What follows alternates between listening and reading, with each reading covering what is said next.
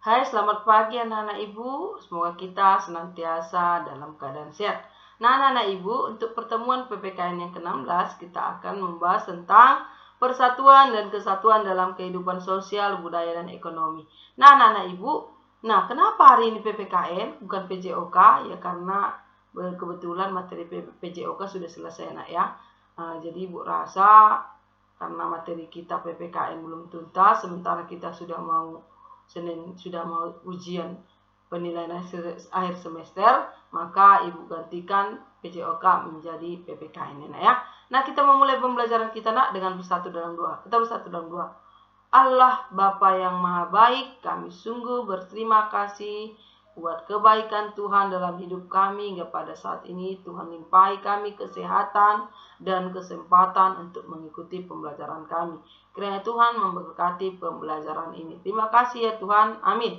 Nah, seperti biasa nak, berikan tanda like atau komen untuk mengisi daftar hadirnya. Nah, kita masuk kepada pembelajaran kita ya.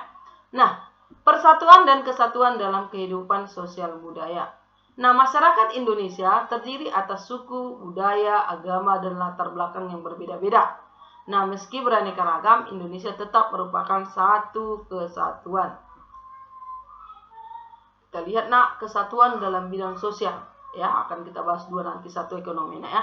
Nah, kesatuan dalam bidang sosial itu memiliki makna bahwa bangsa Indonesia terus berusaha untuk mencapai tingkat kemajuan masyarakat yang seimbang dan merata yang selaras dengan kemajuan bangsa. Kesatuan dalam bidang budaya memiliki makna bahwa budaya yang beragam menjadi modal bagi pengembangan budaya Indonesia yang hasilnya akan dapat dinikmati oleh seluruh bangsa Indonesia. Contoh sikap yang menunjukkan persatuan dan kesatuan sosial budaya antara lain: 1. Saling menghormati penganut agama lain yang sedang beribadah. Yang kedua, bergotong royong membersihkan lingkungan meski berbeda suku, agama, dan budaya. Yang ketiga, membantu korban bencana alam meski berasal dari daerah lain.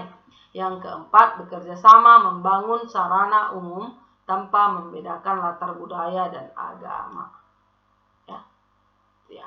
Kemudian manfaat adanya persatuan dan kesatuan dalam keragaman sosial dan budaya. Yang pertama, memperkuat rasa cinta tanah air. Yang kedua, memperkuat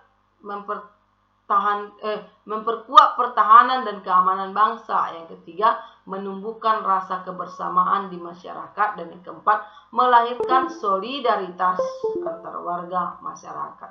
Solidaritas, rasa sekawan ya. Nah, kemudian persatuan dan kesatuan dalam kegiatan ekonomi. Salah satu hal yang dapat menyatukan bangsa Indonesia adalah wawasan Nusantara. Apa itu wawasan Nusantara? Yaitu cara pandang dan sikap bangsa Indonesia mengenai diri dan lingkungannya dengan mengutamakan persatuan dan kesatuan bangsa. Nah, wawasan Nusantara ini mencakup berbagai bidang. Salah satunya adalah bidang ekonomi. Nah, kesatuan ekonomi. Wawasan Nusantara mencakup hal berikut ya. 1. Semua kekayaan yang terdapat di wilayah Nusantara merupakan modal dan milik bersama bangsa. Ya, itu misalnya air tersedia di alam karena dan dapat kita gunakan untuk keperluan hidup kita sehari-hari. Itu maksudnya ya, dan yang lain sebagainya. Kemudian tingkat perkembangan ekonomi haruslah seimbang untuk seluruh wilayah di Indonesia tanpa meninggalkan ciri khas yang dimiliki oleh setiap daerah. Yang ketiga, kehidupan perekonomian di seluruh wilayah Nusantara merupakan satu kesatuan ekonomi yang diselenggarakan sebagai usaha bersama atas azas kekeluargaan untuk kemakmuran rakyat.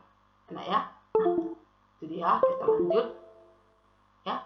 Nah, perbedaan lingkungan geografis itulah yang menyebabkan kegiatan ekonomi yang beragam di masyarakat ya. Keragaman ekonomi ini bermanfaat karena masyarakat dapat saling bekerja sama untuk memenuhi kebutuhan mereka. Contoh, persatuan dan kesatuan dalam kegiatan ekonomi misalnya pemenuhan kebutuhan pangan. Nah, pemenuhan kebutuhan pangan kan memerlukan kerjasama para pelaku ekonomi ya karena ya, ini dia.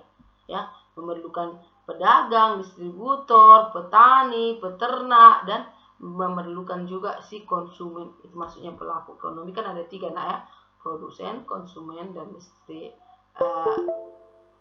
ya distribusi, atau kalau orangnya produsen, ya.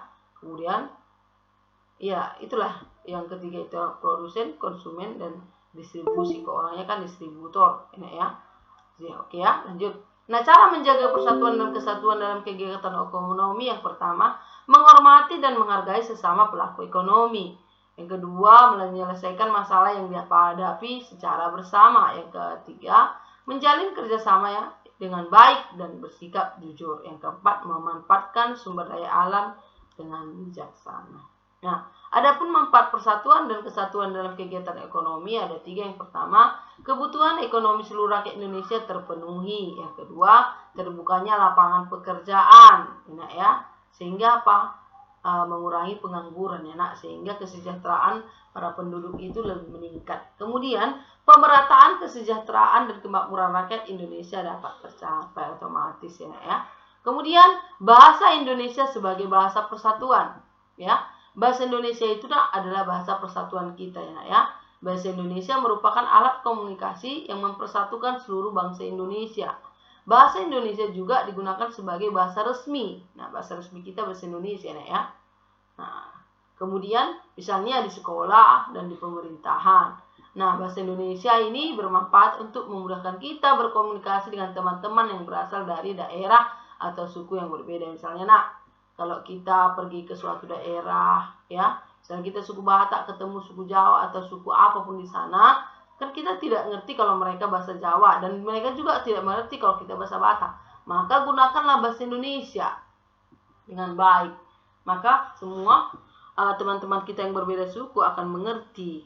Nah, itulah manfaat bahasa Indonesia sebagai bahasa pemersatu kita ya. Kemudian tugas ya. Ada 4. Yang pertama, apa yang dimaksud dengan wawasan Nusantara? Yang kedua, apa bahasa persatuan kita? Yang ketiga, apa manfaat keragaman kegiatan ekonomi? Yang keempat, apa makna kesatuan dalam bidang sosial? Nah, demikian pertemuan kita hari ini. Kerjakan tugasmu, lengkapi yang belum lengkap agar kamu Ibu berikan ujian nanti. Kalau tidak lengkap, tidak Ibu berikan ujian penilaian akhir semester ya. Nah, sampai bertemu pada pembelajaran berikutnya, dan Ibu ucapkan terima kasih. Salam.